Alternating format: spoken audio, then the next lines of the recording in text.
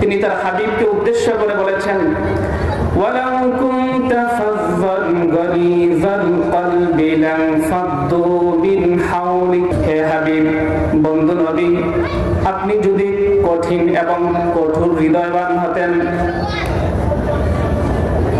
যদি আপনি কঠোর হতেন, সদয় যদি না হতেন, ফাযযান গালিযাল কলবি লানফাদ্দু মিন হাওলিক, তাহলে আপনার পক্ষে কখনো ইসলামের দাওয়াত পৌঁছানো জনগণের কাছে সম্ভব হতো না।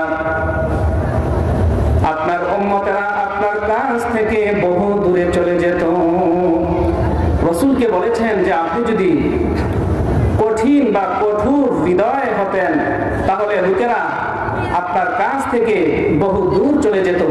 সুতরাং আল্লাহ পাক আমাদের জন্য উত্তম আদর্শ রূপে গ্রহণ করেছেন।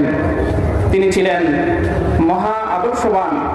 নবীজির আদব, নবীজির আমল, নবীজির আখলাক, নবীজির চরিত্র, লেবাসে, সিরাতে, সূরতে, সকল ক্ষেত্রে আমাদের জন্য তিনি হলেন একজন শ্রেষ্ঠ আদর্শ।